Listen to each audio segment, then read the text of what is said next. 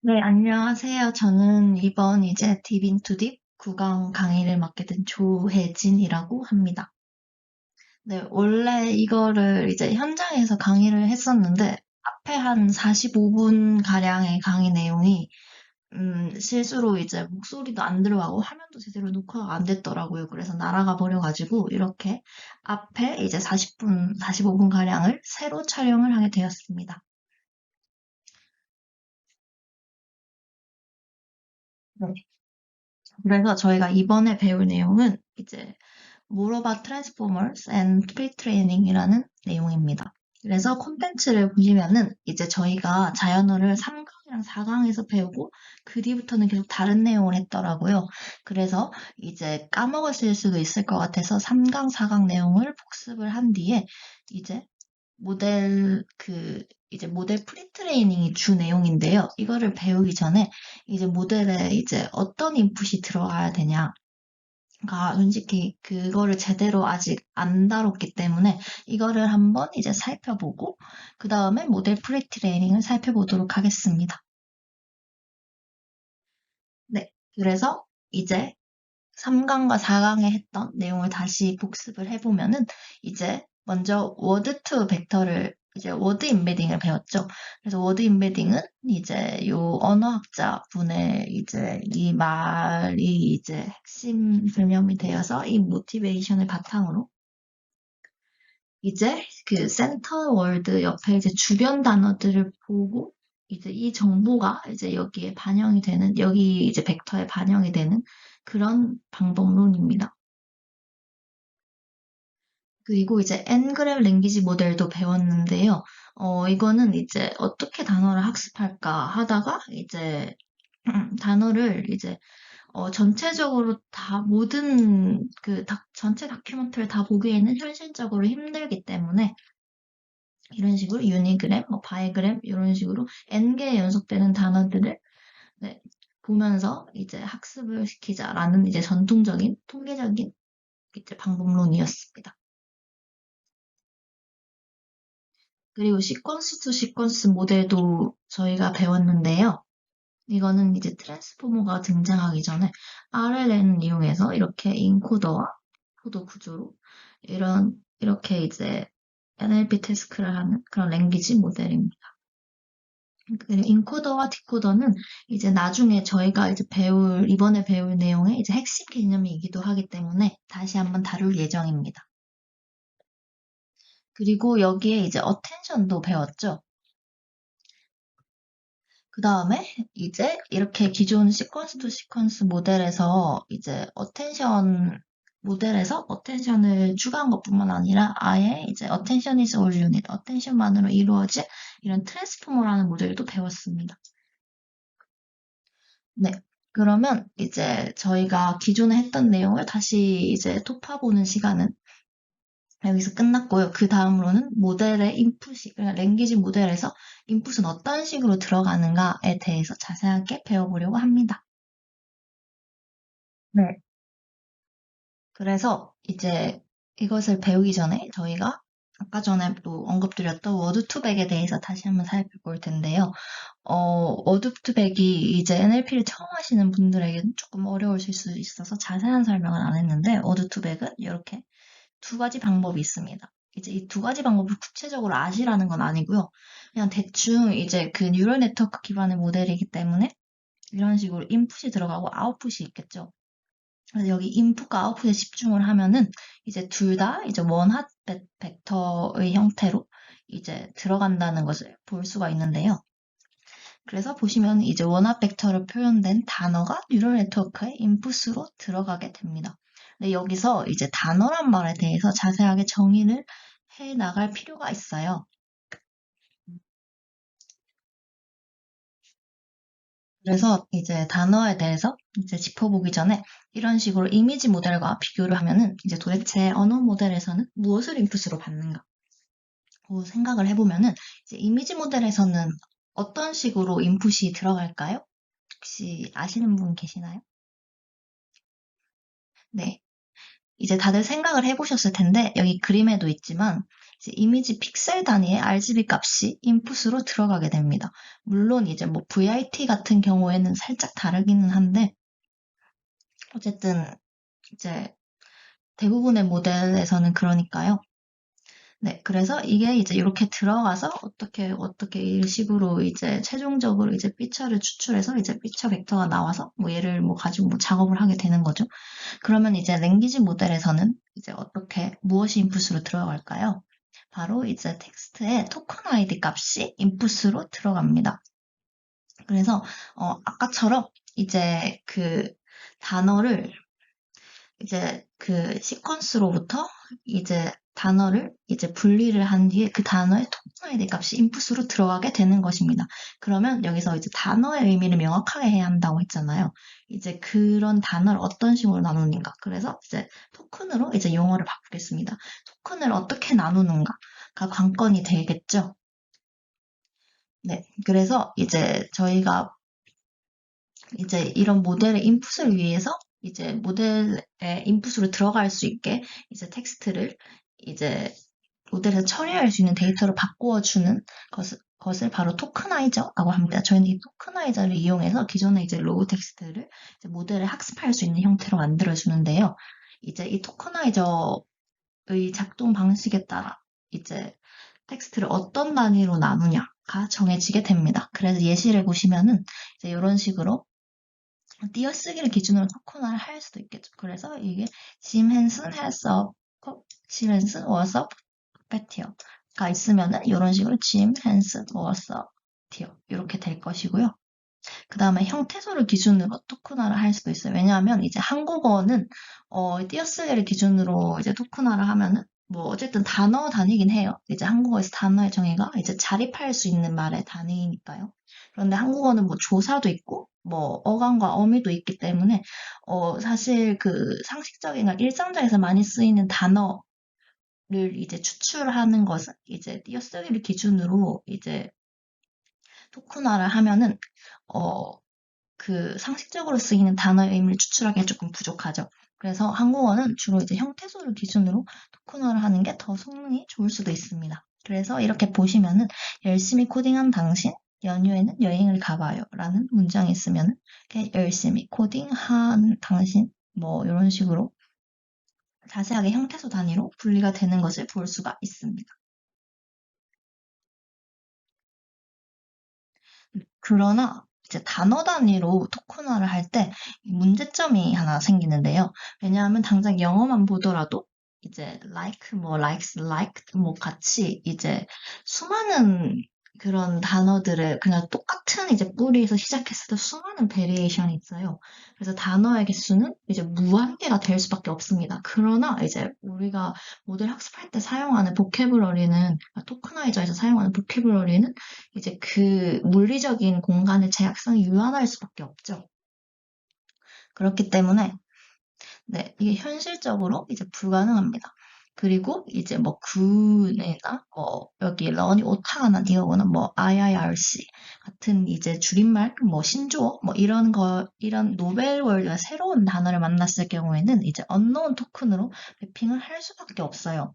그렇기 때문에 이제 여기에서 충분히 이제 인간이 봤을 때는 의미를 유추할 수 있음에도 불구하고 이제 기계는 이제 out of token을 일괄적으로 하나의 토큰으로만 매핑이 되는 거죠. 그렇기 때문에 out of vocabulary problem이라는 것이 발생을 합니다. 그래서 여기 아까 전에 말씀드렸듯이 여기 그림을 보시면은 뭐 해시랑 러는 정상적으로 인베딩이 매핑이 된다고 해도 여기 뭐 tasty나 뭐 탈자 아니면 뭐 transformify 같은 이제 신조어 같은 거는 전부 다 이제 unknown 토큰의 배정을 받아서 전부 다 이제 똑같은 인베딩으로 배정을 받게 됩니다. 그렇기 때문에 이제 문제가 생기는 거죠. 네, 그리고 이제 한국어 같은 경우에는 이제 한국어는 되게 그 어미와 조사가 발달한 언어인데요. 이렇게 어미가 발달한 언어의 특성상 이제 한국어의 용어는 다양한 활용형을 가지게 됩니다. 그래서 여기 보시면은 이제 이런 식으로 이제 하다의 활용형인데요. 되게 이제 10가지가 넘는 활용형을 가지고 있죠. 그래서 이런 경우에도 다 이제 거의 동일한 의미를 지님에도 불구하고, 전부 다 이제 다른 단어로 매핑이 되면은, 굉장히 그냥 성능차도 많이 되고, 그냥 비효율적이고, 이제 뭐 그렇게 될 것입니다. 네, 이러한 문제를 해결하기 위해서는 이제 단어 단위로 하지 말고 단어 단위에서 더 들어가는 겁니다. 단어 단위에서 더 쪼개어서 서브월드 단위로 토크나이즈를 하자라는 게 이제 해결 방법으로 대두되었는데요. 그래서 여기 예시를 보시면 using a transformer network is simple이라는 문장이 있죠. 이 문장을 이제 토커나이저를 했을 때 using a transformer network is simple 이렇게 나오는 것이 아니라 이제 여기 보시면 트랜스포머가 이제 중간에 잘렸어요. 그래서 이제 얘네들을 다 서브월드라고 하는데요. 여기 보시면은 이제 완전한 단어가 아니었음에도 이제 나뉘었죠. 그래서 여기 앞에 이 그 해시태그는 이제 앞에 무언가가 있다라는 것을 알려주는 표시입니다. 그래서 이런 식으로 나누어 줍니다. 보통 이제 현재 많이 쓰이는 토크나이저는요. 그래서 이제 한국어로도 보시면은 이제 새는 안에서 나오기 위해 투쟁한다. 알은 세 개이다. 라는 문장이 있다고 합시다. 그러면 얘를 토크나이즈 했을 때 이렇게 보시면은 이제 나오기라는 이제 단어도 나오랑 기로 분리가 되고 그리고 투쟁한다도 투쟁한다. 이런 식으로 나뉘는 것을 볼 수가 있어요.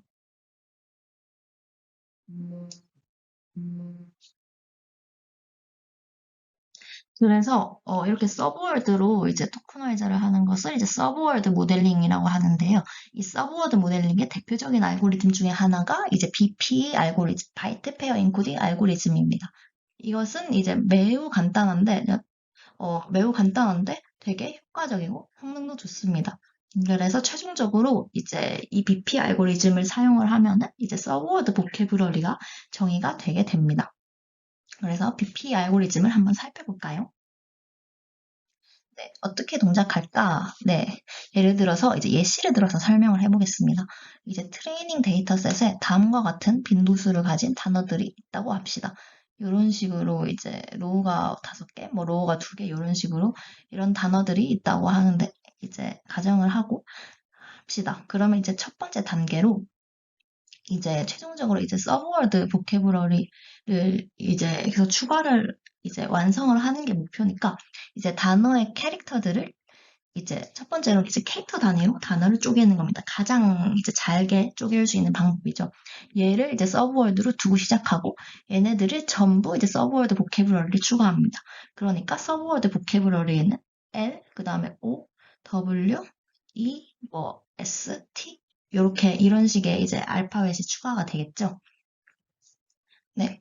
그리고 시작을 하는데 여기서 이제 인접한 서브월드 2개를 이제 보고 이제 빈도수를 세는 겁니다. 그래서 가장 빈도수가 높은 서브월드를 찾아주세요. 예를 들어서 이제 LO를 보고 OW, LO를 보고 OW, WE, ER 이런 식으로 보면서 빈도를 세는 겁니다. 그러면 이제 이 예시에서는 ES라는 페어가 이제 빈도수가 총 9번 등장하기 때문에 가장 빈도가 높죠.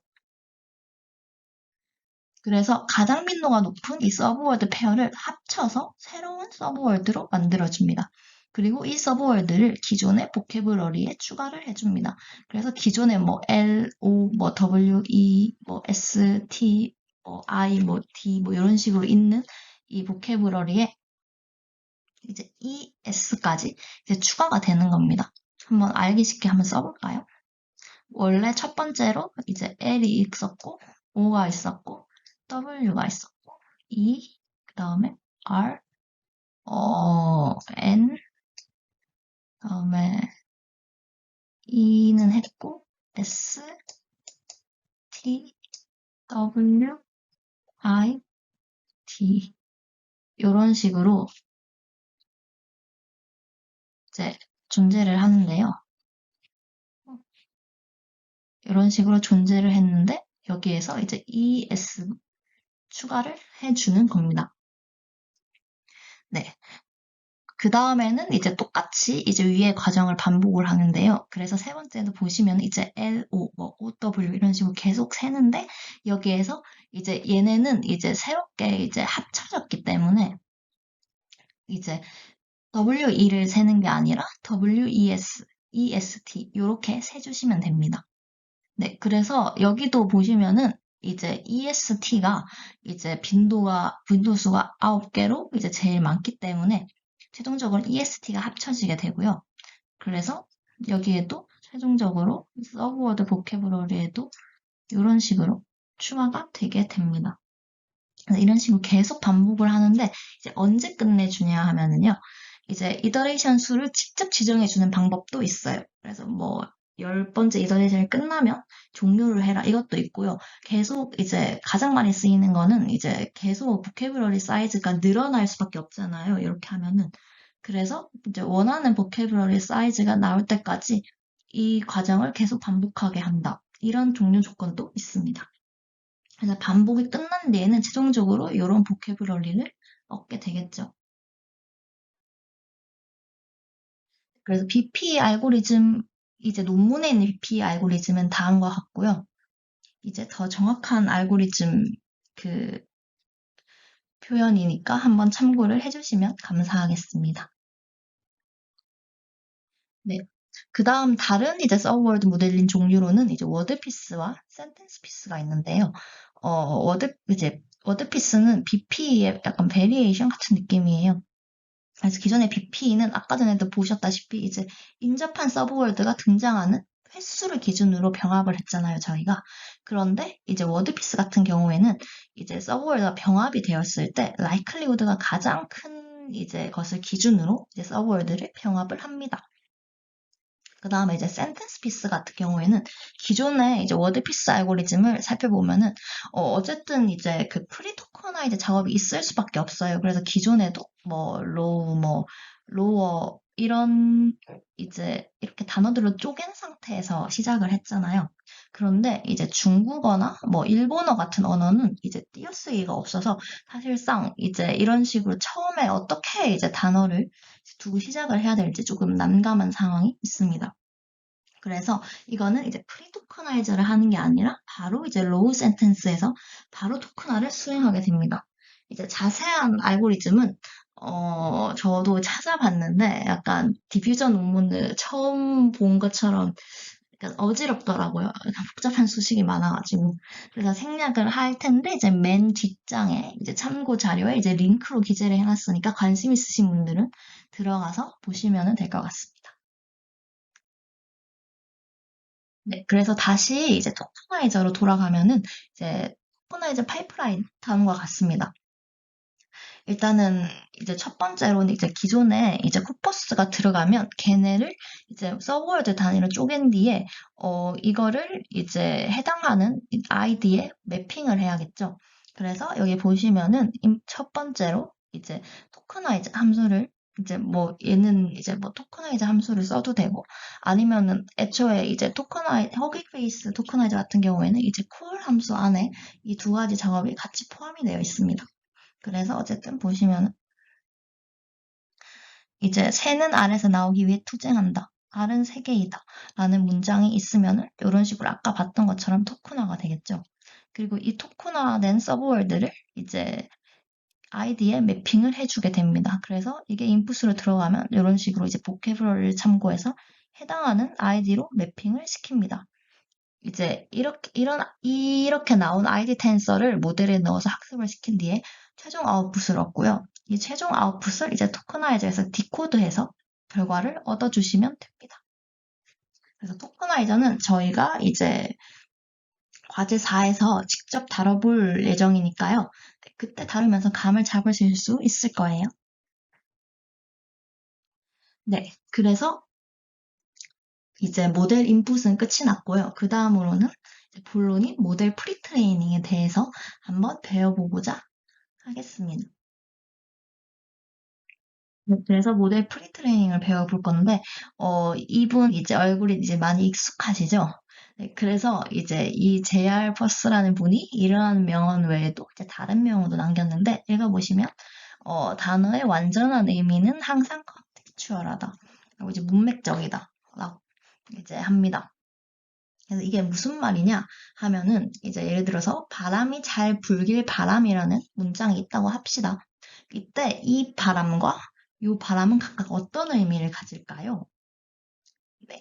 앞에 있는 바람은 이제 wind가 되겠죠. 그리고 뭐 뒤에 있는 바람은 뭐 wish, hope가 되겠는데요. 저희는 이 두 가지가 이제 글자는 형태는 같은데도 의미를 다르게 파악을 했어요. 이는 이제 저희가 이제 문맥을 봤기 때문에 이렇게 파악을 할 수가 있는 거죠. 근데 기존에 이제 워드 임베딩을 생각을 해보면은 그냥 기존에 이제 단어 형태가 같으면은 똑같은 이제 원핫 이제 벡터가 될 거고 걔가 똑같이 이제 워드 임베딩 모델에 들어가면 똑같은 워드 임베딩을 가지게 되겠죠. 그렇기 때문에 워드 임베딩은 문맥 정보를 고려하지 못하게 됩니다. 그래서 저희는 모델을 학습을 시키면서 이러한 이제 단어의 문맥적인 의미를 파악을 하게 만들어야 하는데요.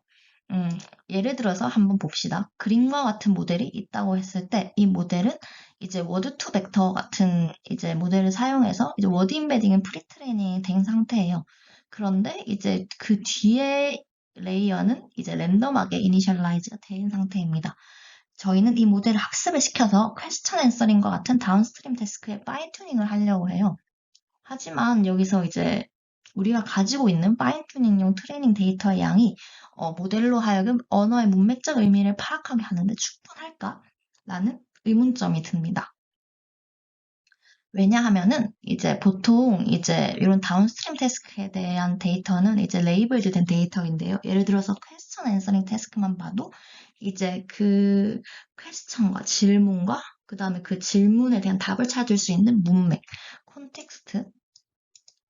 컨텍스트, 그리고 질문에 대한 답, 그리고 뭐 답이 나오는 뭐 위치, 이런 식으로 이제 이런 레이블이 존재할 수밖에 없어요. 그리고 생각을 해보면 이 레이블 데이터를 만드는데 이제 비쌀 수밖에 없습니다.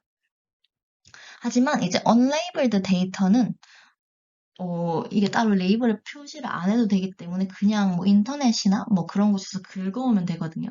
그래서 매우 쉽게 만들 수가 있어요. 그렇기 때문에 이제 데이터의 개수 자체도 얘가 훨씬 많을 수밖에 없게 됩니다.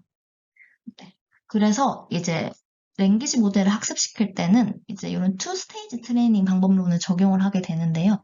우선 첫 번째로 이제 랭귀지 모델링 오브젝트 unlabeled 데이터를 이용해서 랭귀지 모델링을 하자. 그래서 첫 번째로 이제 그런 식으로 해서 파라미터를 초기화하자. 그래서 얘를 다른 말로 하면 이제 프리트레이닝이 되겠죠. 그 다음에 이런 식으로 프리트레인된 모델에 대해서 이제 저희가 하고 싶은 태스크에 대해서 이제 어댑터 파라미터, 그러니까 이제 이 슈퍼바이즈드 러닝으로 파인 튜닝을 하자가 이제 이런 두 가지 이제 투 스테이지의 방법론이 되겠습니다. 그래서 이제 이것을 프리트레이닝, 이제 파인 튜닝 절차라고 하게 됩니다. 그래서 매우 많은 양의 데이터셋으로 네트워크를 초기화한 뒤에 이 초기화를 한 뒤에 이제 파인 튜닝을 하는데요. 이제 프리트레이닝은 보통 어떻게 하냐면은 모델 인풋의 일부분을 가려요. 그럼 가린 뒤에 이 가린 것을 포함해서 혹은 이제 가린 것만 이제 모델에게 이제 재구성하게 하는 태스크를 수행하게 됩니다. 이것은 저희가 나중에 뒤에 구체적으로 더 자세하게 살펴볼 예정입니다. 이런 프리트레이닝 과정을 통해서 모델은 랭귀지에 대해 더 강한 레프리젠테이션을 배울 수가 있고 최종적으로 무슨 단어의 문맥적 의미를 더 잘 파악할 수 있게 됩니다. 그래서 이를 그림으로 나타내면은 다음과 같은데요. 이제 첫 번째로는 모델을 가지고 프리트레이닝을 하고 그 다음에는 원하는 태스크에 맞게 이제 파인 튜닝을 하는 거죠. 그래서 여기 보시면 이제 이거는 센티멘트 어널리시스 태스크네요. 그래서 네트워크를 트레이닝하는 관점에서 이제 프리트레이닝 역할에 대해서 이제 생각해 보겠습니다. 프리트레이닝을 하면은 이제 이런 식으로 얘는 프리트레인 로스고요. 이제 파라미터에 대해서 프리트레인 로스를 최소화하는 파라미터를 찾게 되죠. 그래서 얘를 이제 세타 햇이라고 하면은 이제 파인 튜닝을 하면 랜덤한 이제 파라미터가 아니라 요 세타 햇이라는 파라미터에서 출발을 해서 파라미터를 업데이트하게 됩니다. 그래서 얘는 파인 튜닝 로스인데요. 이 파인 튜닝 로스를 이제 최소화하는 이런 이제 옵티멀한 세타를 이제 최종적으로 찾게 되겠죠. 그런데 이제 저희가 상식적으로 생각해봐도 이제 랜덤하게 출발해서 파인 튜닝을 했을 때보다 세타 헷에서 출발을 해서 이렇게 했을 때 세타 헷 근처에 이제 로컬 미니마가 더 최적의 파라미터일 확률이 높겠죠. 네, 그래서 이런 식으로 이제 프리트레인과 파인 튜닝의 이제 메커니즘을 살펴보았고요. 이제 프리트레인드 된 모델은 보통 세 종류의 구조를 가져요. 그래서 저희가 이제 남은 시간 동안에는 이 세 가지의 구조를 이제 보면서 이 세 가지의 구조에 따라서 어떻게 프리트레이닝을 하고, 그 다음에 대표적인 모델로는 무엇이 있는지 찾아보겠습니다. 그래서 첫 번째로는 디코더만 있는 모델, 두 번째로는 인코더만 있는 모델, 그리고 세 번째로는 인코더, 디코더 모델. 이런 식으로 탐색을 해보려고 합니다. 네, 근데 여기서 이제 인코더, 디코더 개념이 많이 나오기 때문에 한 가지 짚고 넘어가야 하는데요. 인코더, 디코더란 무엇일까요? 네, 인코더 같은 경우에는 인풋의 정보를 이제 압축을 하는 역할을 가지게 됩니다. 그래서 이제 인코더입니다. 이제 오타가 났네요. 인코더의 아웃풋은 이제 인풋의 정보를 담은 피처 벡터거나 이제 피처 벡터들이 됩니다. 그래서 모델 구조에 따라 아웃풋이 단일 벡터의 경우에는 이를 레이턴트 벡터라고도 부르게 됩니다. 이제 레이턴트 벡터는 주로 이미지 제너레이션 태스크에서 많이 사용되는 용어라고 저는 알고 있어요. 그리고 이제 디코더는 이제 인코더로부터 그렇게 아웃풋을 받아서, 정보를 받아서 원하는 결과를 생성을 하는 역할입니다. 그래서 인코더는 이제 압축을 하고, 디코더는 생성을 한다고 보시면 되겠습니다. 그래서 아래 그림은 이제 바리에이셔널 오토 인코더 VAE 모델에 대한 이제 대략적인 그림인데요. 여기 보시면 이런 새 사진이 인풋으로 들어가서 얘가 이제 인코더 네트워크에 들어가면은 이런 식으로 이제 정보가 이제 새 사진에 대한 피처가 압축이 돼서 최종적으로 레이턴트 벡터가 되어서 나옵니다. 얘를 다시 디코더 네트워크에 넣어주면은 이런 식으로 다시 새 사진이 뿅 하고 이제 생성이 되게 됩니다. 네, 그래서 이제 디코더로만 구성된 모델을 이제 살펴볼 텐데요. 이제 세 가지 방법 중 첫 번째 방법으로요. 이제 디코더로만 구성된 랭귀지 모델 같은 경우에는 이제 저희가 트랜스포머 디코더 구조 배운 거 기억나나요? 이제 디코더에서는 보통 이제 글자를 생성을 해야 되기 때문에 이제 프리트레이닝을 할 때 자기보다 뒤에 있는 토큰은 볼 수가 없어요. 그래서 이 때문에 마스크드 셀프 어텐션을 하는 거고요. 그래서 여기 이 그림이 이제 마스크드 셀프 어텐션에 대한 과정을 그림으로 나타낸 건데요. 여기 보시면은 이런 식으로 이제 더가 들어가면은 이제 더 같은 경우에는 이제 자신보다 이제 뒤에 있는 요런 이 세 단어들을 못 보게 되는 거죠. 셰프 같은 경우에도 이제 스타트와 더는 볼 수가 있대 이제 나머지는 볼 수가 없게 됩니다. 그래서 이런 식으로 마스크드 셀프 어텐션이 수행이 되고요. 그렇기 때문에 디코더 같은 경우에는 그림에도 이제 보시면은 아시겠지만 이제 단방향으로밖에 이 태스크가 수행이 될 수밖에 없어요. 그래서 단방향에서 자기 다음에 올 단어를 예측하는 태스크로 이제 프리트레이닝을 수행하게 됩니다. 이제 디코더만 있는 모델에서는 프리트레이닝을 어떻게 해야 할까요? 상식적으로 생각을 해 보았을 때, 이제 디코더는 생성을 하는 모델이니까, 이제 똑같이 이제 생성할 때랑 동일한 과정으로 프리트레이닝을 하게 하면 되겠죠. 그래서 이제 이러한 태스크로 이제 프리트레이닝을 하게 됩니다. 그래서 이제 여러분도 이제 강의를 이제 한 30분 했는데요. 이제 지치셨을 것 같은데, 약간 머리를 식힐 이제 시간으로 이 태스크를 한번 같이 풀어볼까요? 이제 혜진이는 점심으로 찜닭을 여기 뭐가 들어갈까요? 네, 먹었다가 들어가겠죠? 먹었다. 그 다음 이제 문장은 뭘까요? 이거 모르면 솔직히 한국인 아닌 거죠? 네, 동해물과 백두산이 마르고 닳도록. 그 다음 세 번째는 이제 내 지난 날들을 눈 뜨면 있는 꿈이 되겠습니다. 이거는 이제 뉴진스에 대해 별로 관심이 없으시면 모를 수도 있어요. 뉴진스 노래 가사거든요. 그리고 이제 혜정아, 이사라가 네 남친이야. 다 되겠고, 마지막은 이제 중요한 건 꺾이지 않는 마음이 되겠죠. 그래서 여러분도 이제 딥러닝 공부하실 때 이제 꺾이면 안 돼요. 시작을 했으면 끝을 보는 그런 자세가 중요합니다. 많이 힘드시겠지만요. 그래서 저희가 아까 전에 직접 이제 수행했던 것처럼 이제 디코더 언니 모델에선 넥스트 월드 프리딕션으로 이제 프리트레이닝을 수행합니다. 이게 뭐냐 하면은 이제 토큰 이제 W1부터 이 W가 무엇을 말하냐 하면은 이제 그 서브월드의 임베딩을 뜻합니다. 그래서 W1부터 WT-1까지가 주어졌을 때, 그 다음 단어, 그 그라운드 트루스인 이제 WT가 올 확률을 최대화하도록 모델을 학습시키는 것을 말합니다. 그래서 이제 이러한 모델들, 이 그 로스 펑션은 다음과 같이 되는데요. 이러한 이제 확률들을 곱을 최대화하는 거기 때문에 로그를 씌워서 이렇게 합으로 만들었습니다. 얘를 최대화를 해야 되는데 로스 펑션 같은 건 최소화를 해야 되니까 제가 볼 때 마이너스가 나오는 게 붙는 게 맞겠네요. 그래서 이런 식으로 파라미터를 학습시켜주면 됩니다. 이러한 방식으로 학습하는 것을 커주얼 랭귀지 모델링, 인과적 언어 모델링이라고 합니다.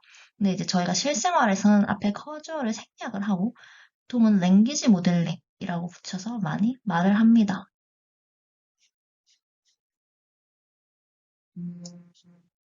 그래서 여기서 이제 제너레이션에서 이제 의문을 가지신 분들이 있을 것 같아서 이거는 약간 여담으로 살짝만 다뤄볼 예정인데요. 이제 자세한 내용은 NLP 집중 탐색 2에서 이제 제너레이션을 다루기 때문에 자세한 내용은 거기서 배우시면 될 것 같고요. 저는 이제 간단하게 언급만 하면은 이제 디코더는 보통 이제 오토리그레시브 모델이에요. 그래서 오토리그레시브 모델이 뭐냐 하면은 저희가 이제 인풋으로 얘를 넣었죠. 그리고 이제 아웃풋으로 얘를 뱉을 텐데 이 모델이 뱉은 아웃풋이 다시 이제 모델의 인풋으로 들어가는 것을 이제 오토리그레시브 모델이라고 합니다. 그래서 아까 전에 동해물과 백두산이 마르고 닳도록이라는 이제 시퀀스가 있다고 하면은 동해물과를 여기에 넣으면은 이제 백두산이가 나오겠죠. 이 백두산이가 다시 요렇게 인풋으로 들어가서 백두산이 그러면은 이제 마르고가 들어가겠고 이제 마르고가 여기 들어가면은 이제 닳도록이 나오겠고 다시 닳도록이 들어가고 이런 식으로 반복을 합니다.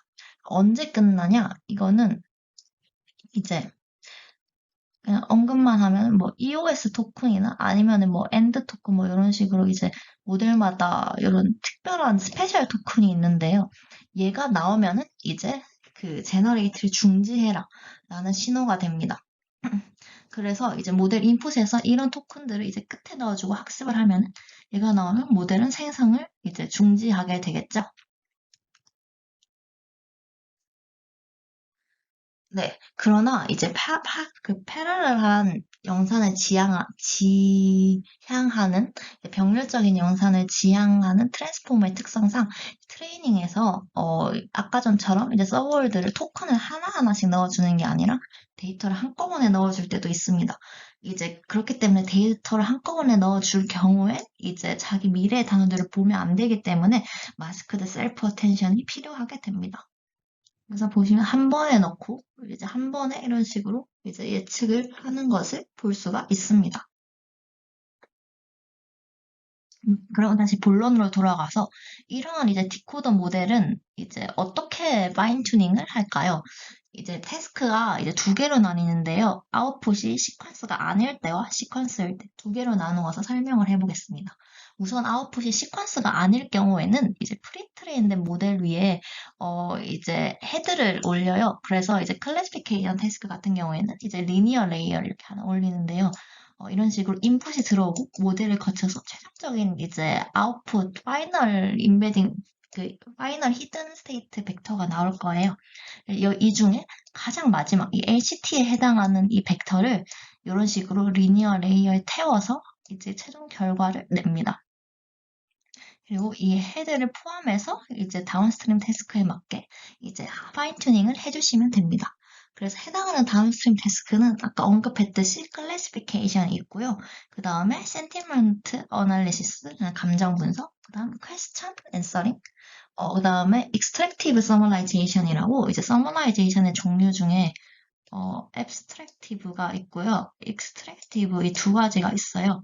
그래서 extractive는 이제 추출 요약이라고요. 보통 이제 저희가 이제 서머리를 하는 방법 중에 이게 문장이 길게 있으면은 이 긴 문장 중에 핵심 문장만 이제 뽑아서 요약을 하는 방법이 있고, 아니면 얘를 전체를 다 보고 저희가 아예 새로운 문장으로 이제 생성을 해서 요약을 하는 이 두 가지 방법이 있어요. 이 전자가 이제 extractive summarization 이고, 후자가 abstractive summarization이 됩니다. 그렇기 때문에 후자는 이제 생성을 해야 되는데요. 전자 같은 경우에는 그냥 이제 해당하는 문장의 이제 인덱스만 뱉으면 돼요. 그렇기 때문에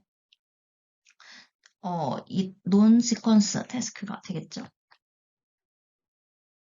그 다음에 커주얼 랭귀지 모델링대로 아웃풋 시퀀스일 경우를 알아보겠습니다. 아웃풋 시퀀스의 경우에는 이제 커주얼 랭귀지 모델링대로 다운스트림 태스크 데이터에 맞게 얘를 최대화하도록 그냥 기존의 프리트레이닝한 방법이랑 비슷하게 이렇게 이제 파인 튜닝을 해주시면 됩니다.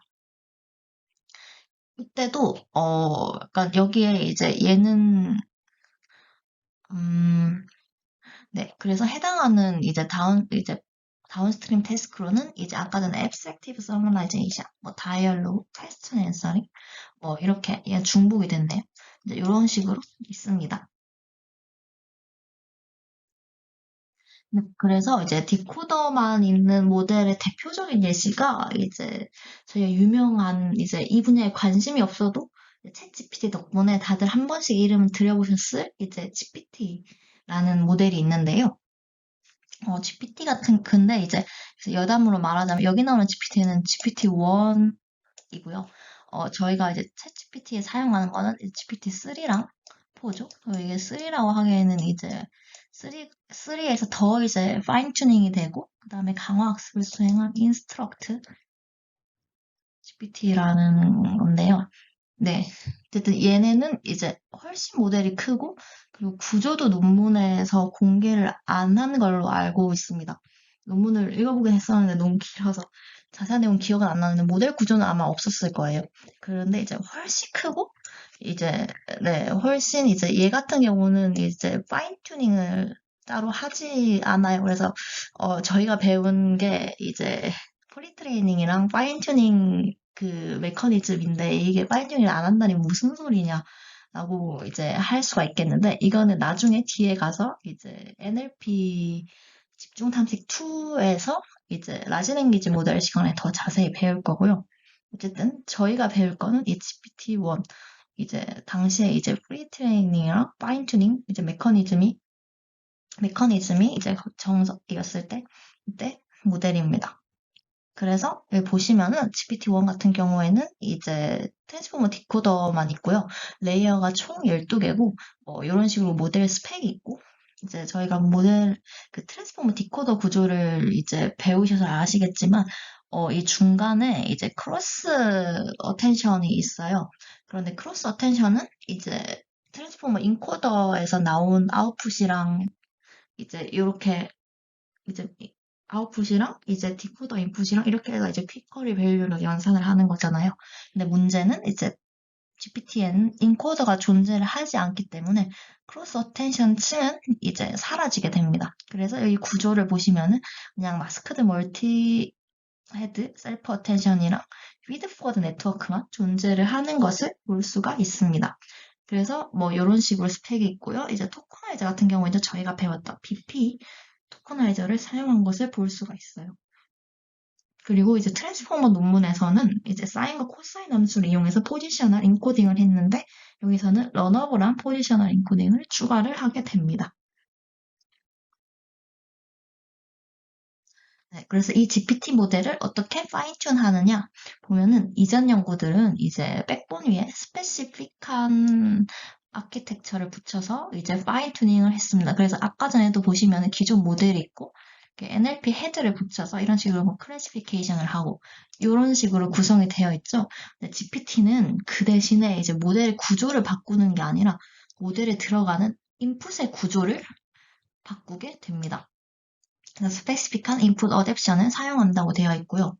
즉 태스크에 따른 모델의 구조가 아닌 인풋의 형태가 달라진다. 근데 이렇게 하면 이제 장점은 이제 모델의 구조를 바꾸면 이제 모델의 구조가 바꾸면 되게 비용도 많이 들고, 네, 그리고 이제 모델을 재활용을 하고 막 그럴 수가 없잖아요. 그런데 이런 식으로 인풋 그 어댑션을 적용을 하면은 이제 더 이제 효과적으로 이제 미니멀한 이제 모델 아키텍처에 미니멀한 체인지를 주면서 모델을 파인튠 할 수 있다는 장점이 있습니다. 그래서 어떻게 파인튜닝 하냐?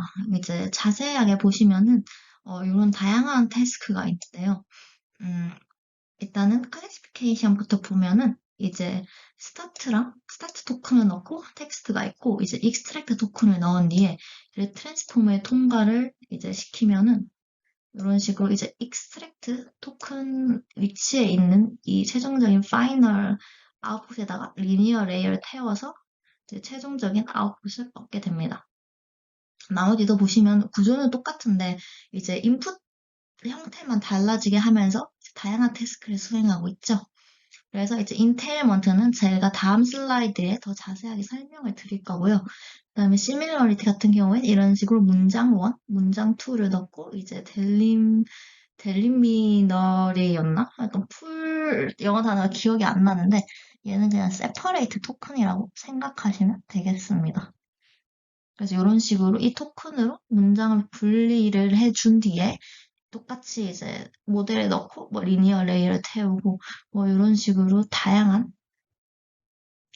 이제 태스크를 이제 수행을 하게 됩니다. 파인 튜닝을 하게 됩니다.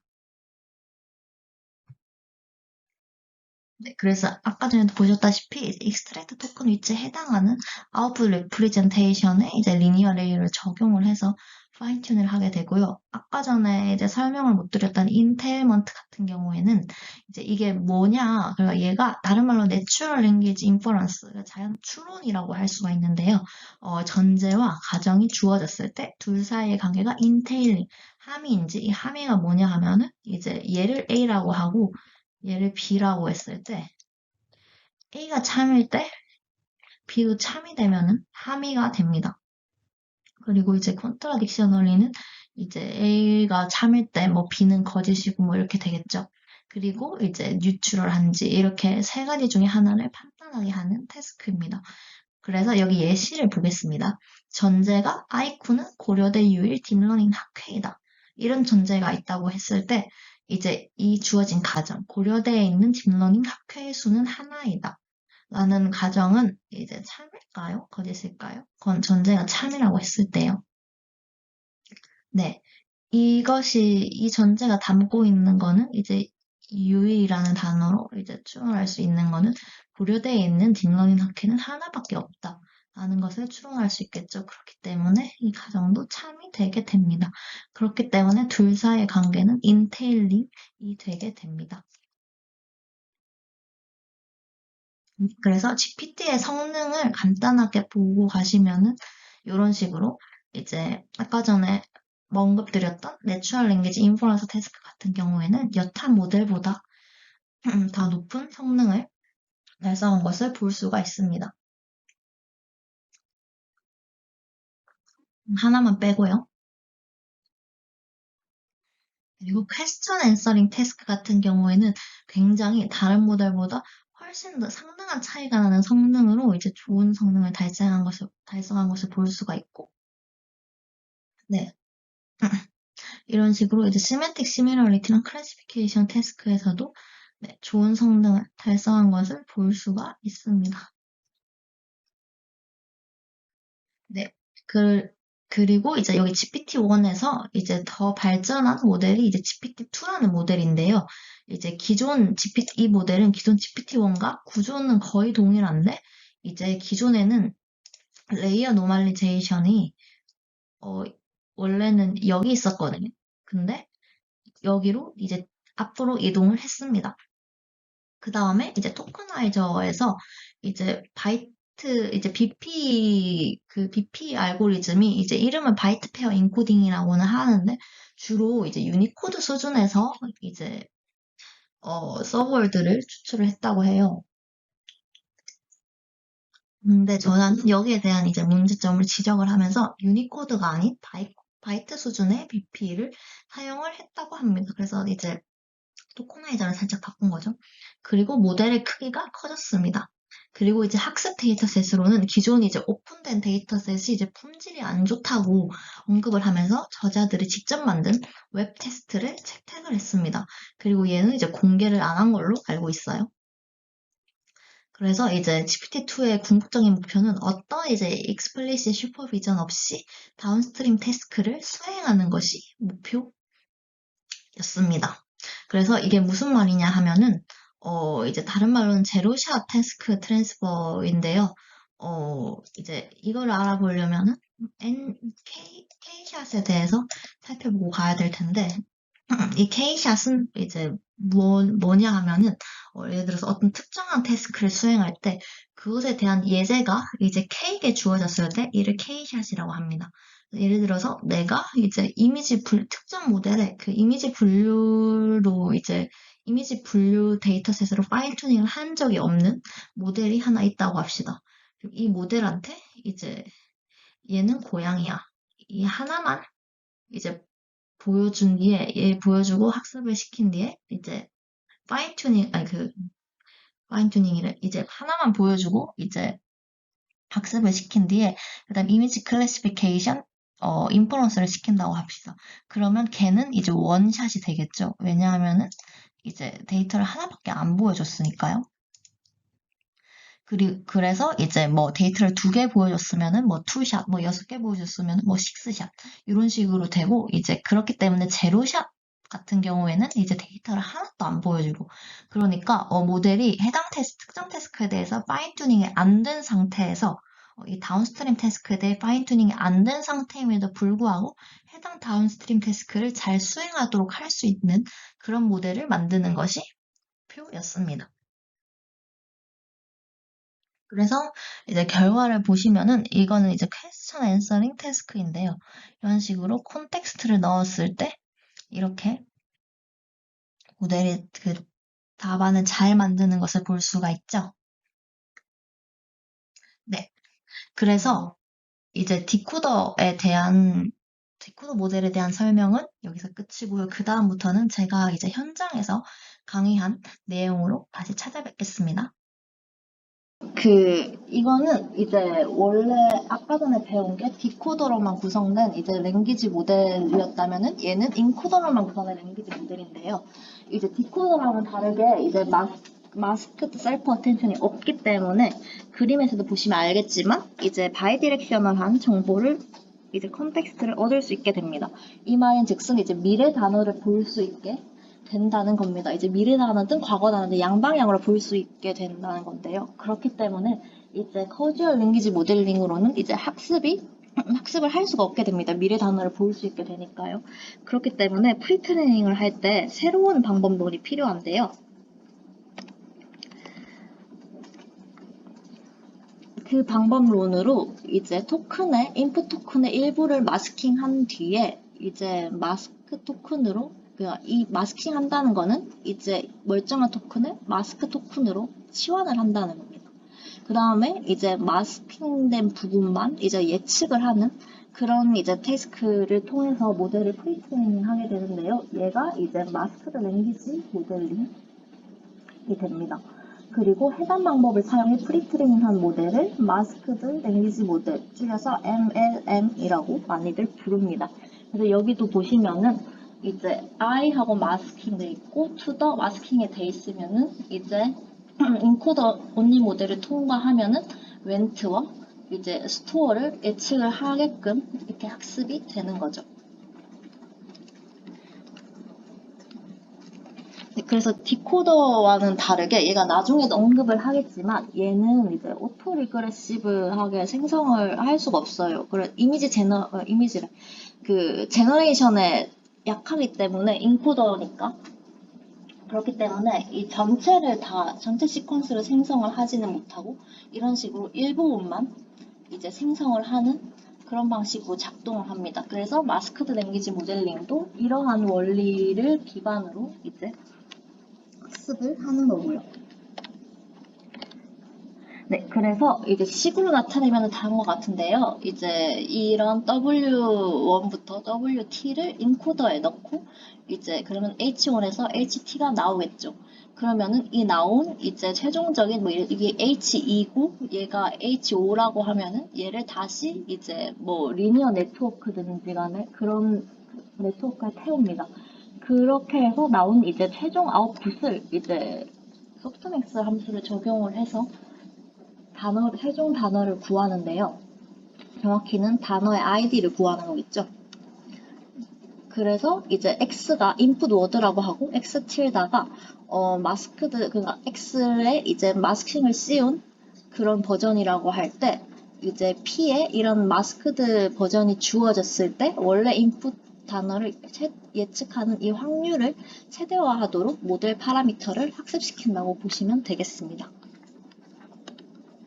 그래서 이제 저희가 이제 한 번쯤은 이런 혹시 버트 처음 들어봤다 하시는 분 계시나요? 아, 버트를 살면서 처음 들어봤다. 네, 저희 아무래도 딥러닝에 관심을 가지고 여기 들어오셨을 테니까, 네, 버트를 한 번쯤은 들어보셨을 텐데, 네, 그래서 여기에 대한 대표적인 모델이 이제 바이디렉셔널, 인코더 어쩌고 저쩌고 해서 버트라는 모델입니다. 그래서 버트라는 모델도 여기 보시면 프리트레이닝, 뭐 파인튜닝 이렇게 두 가지의 메커니즘을 가지고 있죠.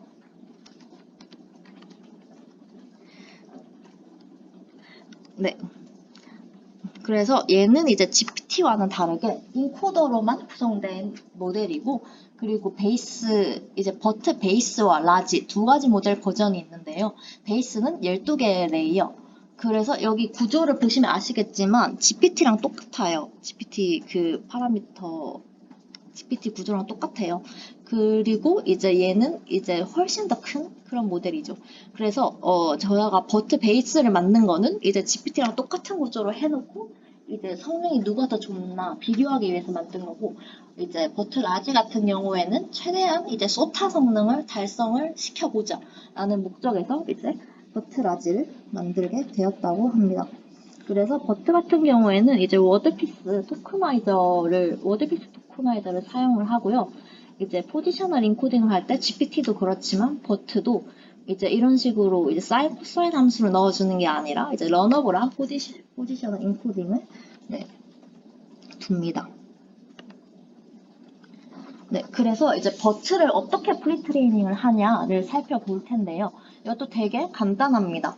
그래서 전체 코퍼스가 있으면은 이제 전체 토큰 중에서 이제 랜덤하게 15%의 토큰을 이제 정합니다. 이 토큰만 이제 예측을 하는데요. 이제 그런 15%의 토큰 중에서 80%는 이제 마스크드 토큰으로 교체를 합니다. 마스킹을 한다는 거죠. 그리고 10%는 이제 전혀 엉뚱한 토큰으로 교체를 하고 나머지 10%는 그대로 둡니다. 그래서 예시를 보면은 이제 원래 문장은 I went to the store인데요. 여기서 이제 80% 확률로 스토어가 이제 마스킹 되었죠. 그리고 10%가 원래 went였는데 피자라는 엉뚱한 토큰으로 교체가 되었습니다. 그리고 이제 to 같은 경우에는 이제 그냥 그대로 두었는데요. 얘네 세 개를 다 예측을 하는 태스크입니다. 여기서 주의하셔야 될 게 그대로 둔 토큰도 예측을 해야 한다는 것입니다. 그러면 왜 그대로 둔 토큰도 예측을 하냐라고 이제 그 이유를 저자들은 해당 작업을 제거할 경우에 이제 모델이 마스킹 되어 있지 않은 토큰에 대해서는 이제 스트롱 레프레젠테이션을 얻지 못한다고 해요. 그러니까 이게 마스크된 토큰을 예측하는 것도 중요한데 저희가 보통 파인 튜닝 할 때는 마스킹을 안 시키고 넣는 경우가 많을 거 아니에요. 뭐 감정 분석 같은 경우도 이제 감정 분석 그 코퍼스를 이제 마스킹을 시켜서 넣지는 않을 거 아니에요. 그렇기 때문에 이제 논 마스크드 토큰에 대해서 이제 스트롱 레프레젠테이션을 얻기 위해서 이런 작업까지 했다고 합니다.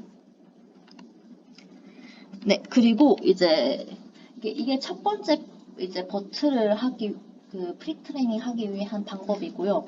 이제 잘 모르시는 분들 이제 잘 안 알려졌지만 이제 그 한 가지 방법론을 더해서 저자는 프리트레이닝을 합니다. 그게 바로 넥스트 센텐스 프리딕션인데요. 이제 뭐 이게 논문에 있는 내용을 그대로 가져온 건데 뭐 이제 투 센텐스 간의 릴레이션십을 이해를 하는 거는 뭐 매우 뭐 중요하다. 뭐 퀘스천 앤서링 태스크나 뭐 이런 내추럴 랭귀지 인퍼런스 태스크에서 이제 매우 중요하다. 라고 이렇게 중요성을 언급하면서 이렇게 수행을 하였습니다. 그래서 이렇기 때문에 NSP를 이용하면은 이런 이제 문장들 두 문장 사이의 인과관계를 이제 모델이 알 수 있게 되고 그 때문에 다운스트림 태스크에 더 좋은 성능을 달성할 것이다 라고 하고 했는데요. 그럼 어떻게 하냐 하면은 이제 두 문장을 이제 모델에 넣습니다. 그래 넣을 때 이제 세퍼레이트 토큰을 이제 하나를 해서 이제 넣어주게 됩니다. 그래서 여기 또 클래스 토큰을 넣고 My dog is cute 그리고 separate 토큰 그 다음에 he likes playing 이런 식으로 해서 넣어주게 되는데요. 이때 이제 얘를 A로 고 얘가 B라고 하면은 50%의 확률로 A와 B는 이어지는 문장이 됩니다. 그래서 이 경우에 이제 라벨이 이제 이 클래스 토큰 그 위치에서 이제 클래스 토큰 위치에서 이제 모델을 통과해서 최종적인 인베딩이 나올 때 클래스 토큰 위치에 있는 레프레젠테이션을 클래시파이어에 태워서 최종적인 이제 결과를 구하는데요. 이때 이제 이어지는 문장의 경우에는 is next 라벨을 가지게 되고 이어지는 문장이 아닐 경우에는 not next 라벨을 가지게 됩니다. 그래서 이제 50 확률로 이제 분배를 한 뒤에 프리트레이닝을 시킵니다. 이때 이제 세퍼레이트 토큰만으로는 A와 B가 구분이 잘 안 된다고 판단을 했나봐요, 저자는. 그래서 이제 세그먼트 인베딩, 그러니까 포지셔널 인베딩 외에도 세그먼트 인베딩이라는 것을 새로 추가를 해서 A와 B가 확실하게 분리되도록 학습을 시킵니다. 그래서 여기도 보시면은 이제 이 A에 대한 인베딩과 B에 대한 인베딩, 얘네들은 다 동일하거든요. 얘네들은 다 동일하거든요. 같은 이제 A와 B에 대해서. 하지만 이 둘 사이에 대해서는 다르죠. 그래서 이런 식으로 이제 인베딩을 추가를 해주면은, 이제 더해주면은 더 확실하게 구분을 할 수가 있겠죠. 그래서 이제 여기서 트레이닝을 할 때 이제 기존의 파인 튜닝 테스트와 다른 점은 보통 파인 튜닝을 할 때는 이렇게 클래시파이어를 태울 경우에는 안 나와요. 이런 식으로 이제 클래시파이어를 태울 경우에는 보통 이제 얘는 얼리고 얘는 프리즈하고 얘만 학습을 시키는 경우가 많거든요. 그런데 이제 이 버트에서 사용된 NSP 같은 경우에는 모델 전체를 다 이제 파라미터가 업데이트되게 학습을 시킨다고 합니다.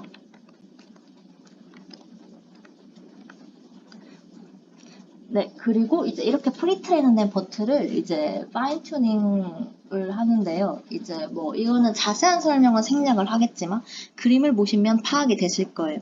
그래서 이런 식으로 클래시피케이션, 그 다음에 이제 태깅, 그 다음에 텍스트 페어, 클래시피케이션, 그 다음에 이게 이제 아까 본 이제 그 뉴럴 뭐라고 했지? 내추럴 랭귀지 인퍼런스 태스크가 되겠는데요. 그리고 뭐 퀘스천 앤서링 뭐 이런 다양한 태스크에 파인 튜닝을 해서 사용을 하게 됩니다. 그래서 뭐 실험도 간단하게 보고 넘어갈 건데 이게 무슨 뭐 클리어나 글루였나 기억이 안 나는데 이게 뭐 언어의 기본적인 언어 모델의 기본적인 이제 능력을 측정하게 하는 그런 데이터셋들이라고 해요.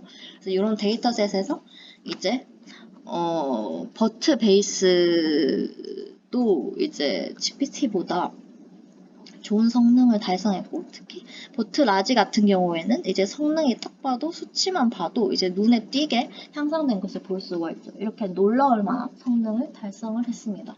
그래서 아직까지도 유명한 거고, 아직까지도 종종 이제 많이 쓰이고 있습니다. 네. 그리고 이제 버트가 나온 뒤로 버트에 많은 이제 베리에이션들이 나왔는데요. 뭐 로버타나 스판버트 이런 게 나왔습니다. 이에 대해서 간단하게 설명을 하자면 로버타의 저자는 이렇게 주장을 해요.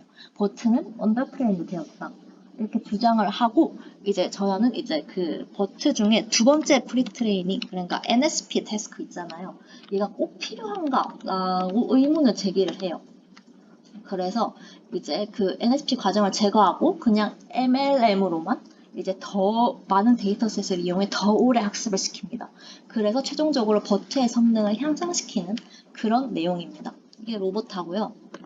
그다음에 스판버트 같은 경우에는 기존의 마스크드 랭귀지 모델링 같은 경우에는 랜덤하게 하나의 토큰을 정해서 마스킹을 했다면은 얘는 연속적인 이제 이거는 이제 스판이라고 하죠. 랜덤 스판을 예측하게 함으로써 성능 향상을 도모하게 했다고 합니다. 네, 그래서 여기까지가 이제 버트에 대한 내용이었고요. 혹시 버트에 대해서 궁금하신 점 있으실까요? 없으시면은 이제 그 다음 인코더 막바지인데요. 진짜 이제 얼마 안 남았습니다. 네. 인코더 모델은 근데 그 아까 전에 언급했듯이 한계를 가질 수 있어요. 이제 양방향에서 문맥을 살필 수 있다는 장점은 있지만 이제 인코더는 디코더처럼 제너레이션에 특화된 모델이 아니기 때문에 버트 같은 인코더 언리 모델은 이제 오토리그레시브 제너레이션에서 좋은 성능을 보이지 않습니다. 그래서 여기도 이제 그 디코더 같은 경우에는 이렇게 잘 오토리그레시브 제너레이션을 하는데 인코더 같은 경우에는 특정한 단어만 이제 예측을 할 수 있는 것이 그림으로도 나와 있죠.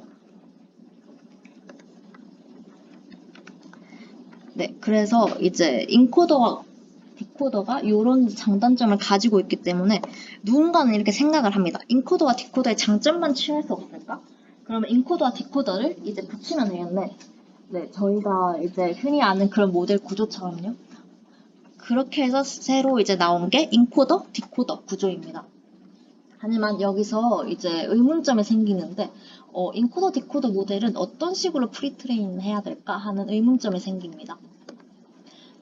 왜냐하면은요, 예를 들어서 이제 디코더에서 했던 랭귀지 모델링을 수행을 하면은, 이게 주어졌을 때, 이제 이거를 예측하게 하는 이런 넥스트 월드 프리딕션 하는 태스크를 한다고 하면은 얘는 프리트레이닝이 되겠죠.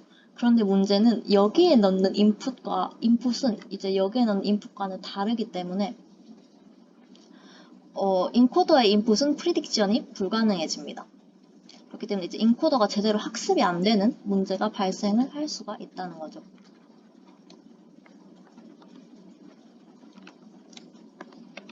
그래서 이런 문제점을 제기하는 와중에 이제 T5라는 이제 논문이 있는데요.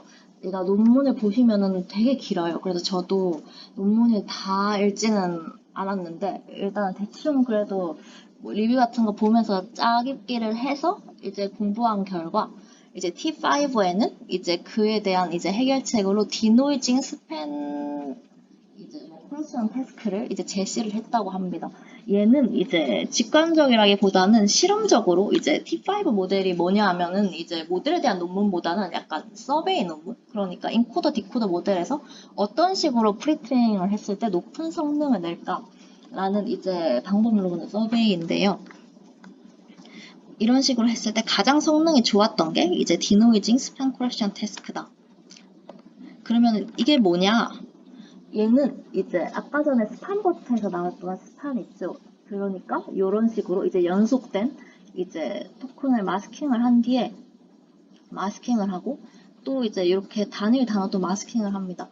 그래서 이런 식으로 이제 근데 단순히 마스크 토큰을 하는 게 아니라 이렇게 X, Y처럼 이제 특정한 이제 흔적을 남겨서 치환을 합니다. 그러면 이 흔적이 원래는 무슨 단어였을까? 무슨 토큰이었을까? 무슨 토큰들이었을까? 에 해당하는 그런 정답을 맞추는 이런 작업을 프리트레이닝으로 했다고 하네요. 그래서 여기 보시면은 이 그림을 보시면은 이제 뭐 땡큐 뭐 어쩌고 저쩌고 이렇게 나와 있으면은 이제 이런 식으로 최종적으로 이 타겟을 예측을 하게 하는 거죠.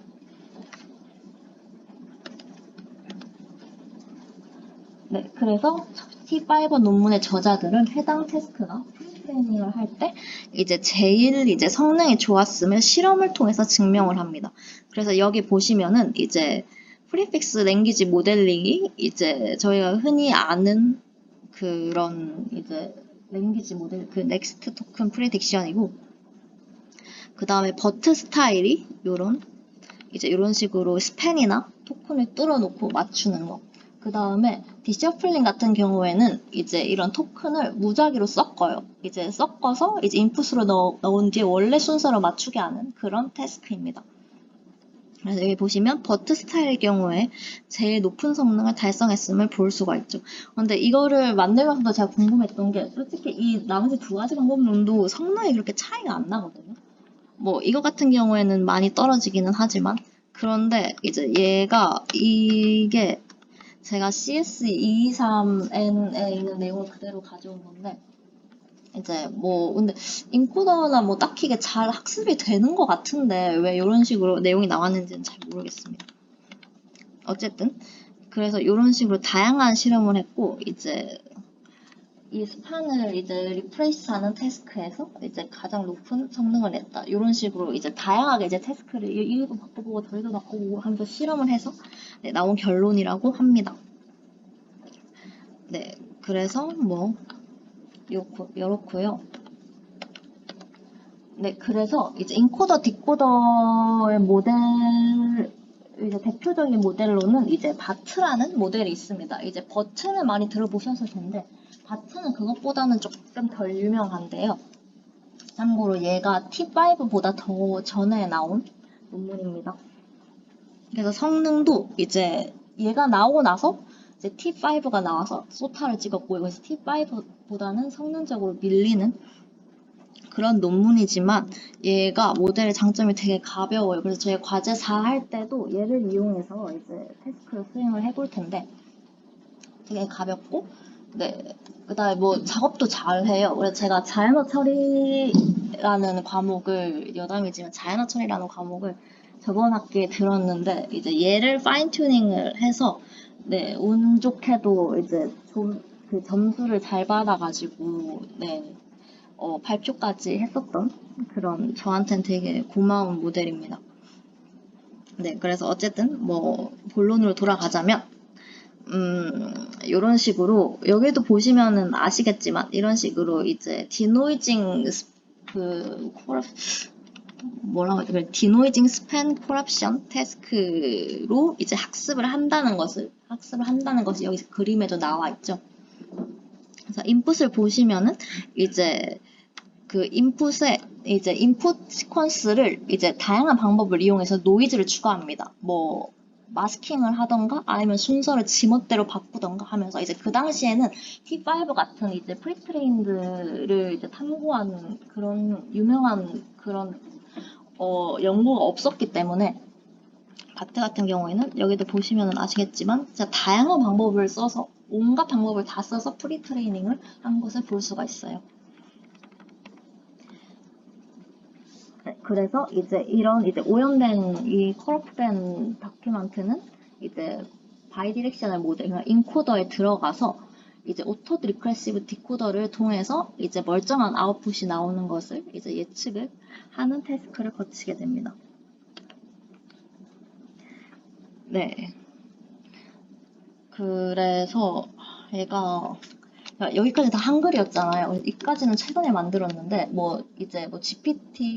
GPT나 바트 같은 경우에는 제가 옛날에 얘를 직접 읽고 발표를 했었던 논문이거든요. 그래서 발표 자료를 그대로 긁고 오느라 영어인데 지금 실시간으로 독해가 안 되네요. 네, 그래서 이제 파인 튜닝을 할 때는 이제 더 바이너리 히든 스테이트, 리코더에 바이너리 히든 스테이트로 파인 튜닝을 한다. 근데 이거는 나중에도 언급이 되니까 나중에 다시 보시고, 이제 베이스 같은 경우에는 베이스나 라지 같은 경우에는 이제 GPT랑 버트가 레이어 12개부터 시작을 했는데, 이제 바트 같은 경우에는 6개부터 시작을 하죠. 그래서 모델이 되게 이제 버트나 GPT에 비하면 작기 때문에, 네, 그냥 콜앱에서도 잘 돌아갑니다. 네, 그래서 로스 같은 경우에는 이런 식으로 리컨스트럭션 로스라고, 이제 원래 이제 원본 토큰 시퀀스랑 이제 예측한 이제 이게 원래 문장이다라고 예측한 시퀀스 간의 크로스 엔트로피, 크로스 엔트로피로스로 네, 모델을 학습시키게 되고요. 이제 기존 디노이징 오토인코더는 특정 노이징 스킴에만 특화가 되어 있는데 바트는 어떤 이제 다큐멘트 컬렉션에서 특화가 되어 있다라고 언급을 합니다. 근데 그거 당연한 게 오만때만 방법을 다 써서 프리트레이닝을 했어요. 그래서 5개의 프리트레이닝 태스크로 구성을 했는데 일단 각자를 진짜 간단하게만 보시면은 이런 식으로 토큰 마스킹. 네, 토큰 마스킹은 이제 버트랑 똑같은 이제 학습 방법론입니다. 그런데 이제 다른 점은 이제 버트 같은 경우에는 여기 이게 확실한지는 기억이 안 나는데 제가 이거 논문을 이제 좀 읽은 지 꽤 돼서 좀 까먹어가지고 버트 같은 경우에는 얘만 예측을 하잖아요. 근데 제가 알기로 바트 같은 경우에는 이 원본 문장을 전부 다 예측해야 되는 걸로 알고 있습니다. 그것만 차이가 있고 네, 이 빈칸 뚫어주는 거는 마스크 뚫어주는 거는 똑같다고 보시면 되겠습니다. 그 다음에 이제 토큰 딜리션. 얘 같은 경우에는 이제 뚫어주는 건 똑같은데 얘는 뚫으면은 이제 마스크 토큰으로 흔적을 남기잖아요.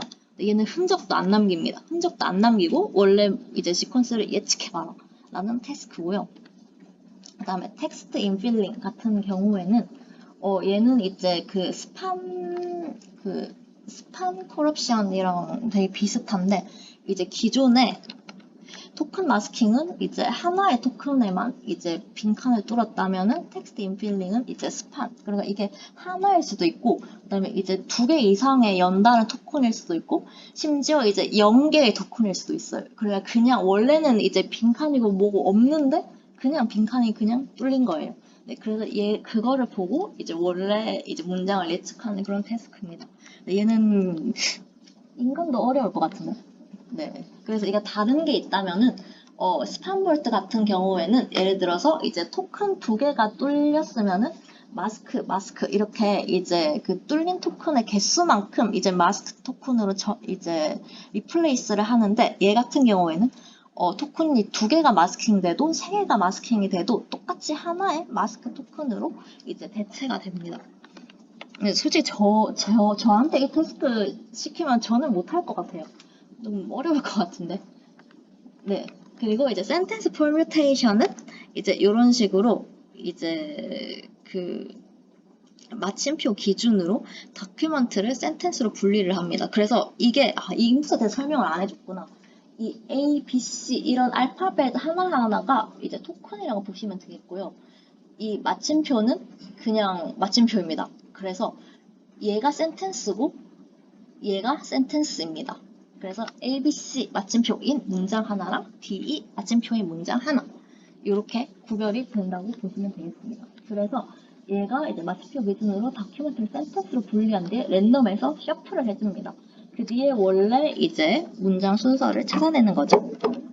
그 다음에 마지막으로 텍스트 인필링 같은 경우에 그다음에 마지막으로 센텐스 다큐먼트 로테이션 같은 경우에는 랜덤하게 하나의 토큰을 찍습니다. 여기 같은 경우에는 C를 찍었는데요. C를 찍은 뒤에 이제 이 C가 맨 앞에 오게끔 이제 전체 이 코퍼스를 이제 로테이트 시켜줘요. 그렇게 되면은 이제 CD가 앞에 오고 반대로 AB가 뒤로 가게 되겠죠. 이렇게 한 뒤에 이제 원래 시퀀스를 예측을 하는 태스크입니다. 네, 이런 태스크를 이제 수행을 해서 모델을 프리트레인하고 파인 튜닝은 이까지 하면은 진짜 좀 복잡해질 것 같아서 진짜 간단하게 하면은 이제 클래시피케이션 같은 경우에는 이제 버트나 GPT처럼 CLS 토큰을 뒤에 붙여서 이렇게 하는 거고요. 그 다음에 이제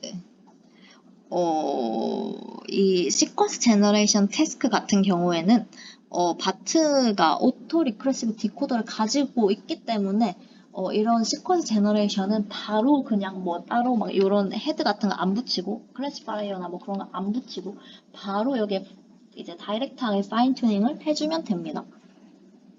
그래서 저 같은 경우도 이제 파인 튜닝을 하는 거였는데 근데 이거는 기니까 생략을 할까?